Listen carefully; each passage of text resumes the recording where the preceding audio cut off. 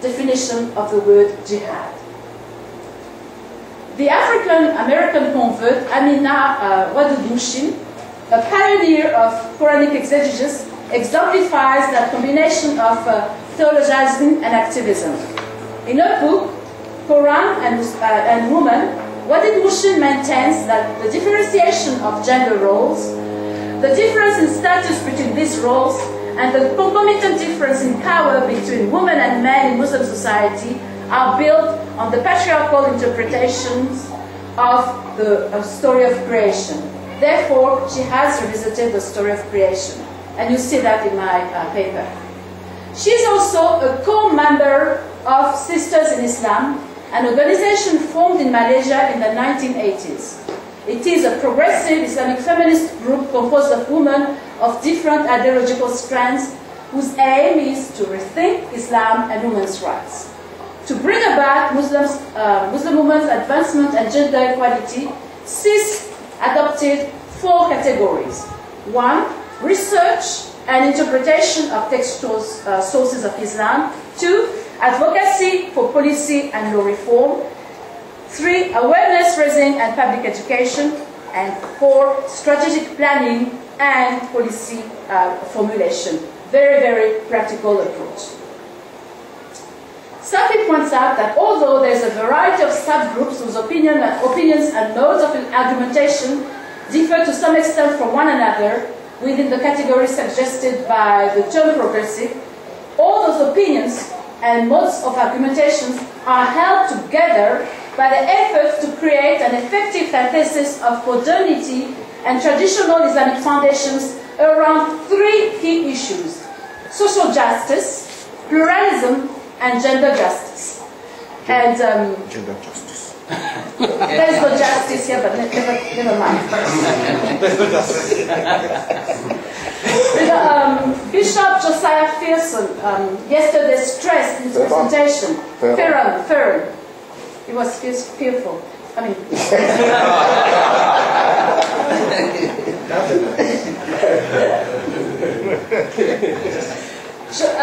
Let me start again. Bishop Josiah Ferren, Yes. got it, stressed in his presentation yesterday the need to listen to the voices of the Muslims themselves. So let's just look at some examples and see what the Muslims are saying about those key issues. Let's start with the freedom of expression. All of us remember the Danish cartoons that shook the world and caused the global crisis 5 months after they were published on the 30th of September 2005. From Asia to Europe, Muslims took to the street in protest. On the 21st of May 2010, the Mail and Guardian newspaper in South Africa made waves by also publishing a cartoon of the Prophet as a response to the furore in the Muslim world created by a Facebook page called Everybody Draw Muslim Muhammad Day. It depicts the Prophet grumbling to a psychiatrist about the lack of a sense of humor of his followers. The cartoonist received death threats.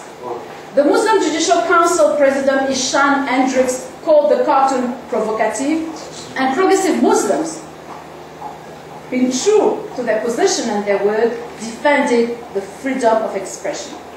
Let's hear what Shuhaib Manjra said.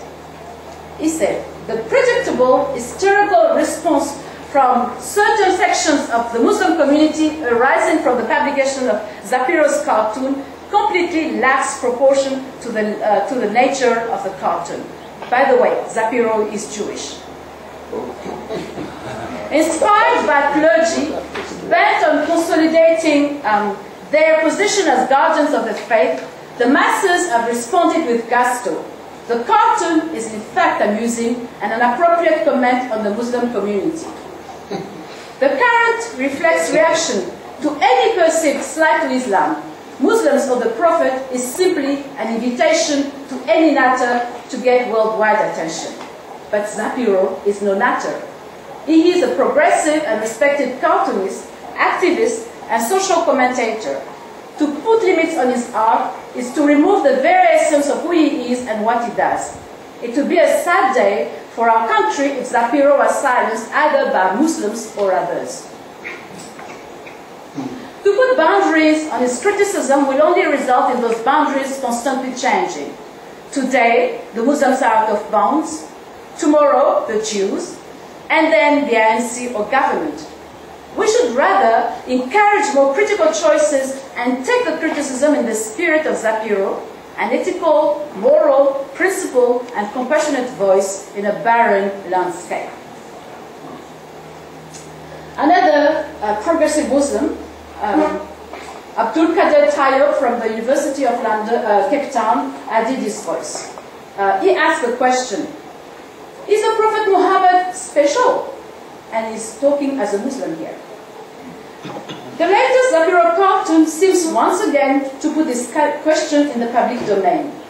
Muslims are getting hoarse, shouting at the top of their voices that the Prophet is beyond depiction and beyond any criticism. Is the Prophet Muhammad so off limits that the freedom of expression should be curtailed? Is he really as sacred as the freedom of expression? Perhaps, however, we should go beyond the freedom of expression in this case. This tension is clearly evident in the Quran and in subsequent Islamic historical recollection of the Prophet. In the Quran, the Prophet Muhammad is asked to tell his contemporaries that he is merely a human being like you. At other places, he is set apart from his followers. Muhammad is not the father of any of you, but a messenger and the seal of the prophets. In modern Islam, Tayyib continues, the Prophet Muhammad has lost balance between his human and extraordinary nature. In desperation against secularization, Muslims have emphasized the extraordinary nature of Muhammad. The humanizing element clearly in the Quran and in Islamic tradition has been forgotten. In spite of themselves, the cartoonists might be doing a service to Islamic theology. The humanization of the Prophet Muhammad, particularly clear in Zapiro's cartoon, should be taken as a reminder to Muslims to re-examine their divinization of the Prophet Muhammad. Let's hear at some of the voices on the mistreatment of minorities. Progressive Muslims state that Muslims need to abandon their claim to be a superior community.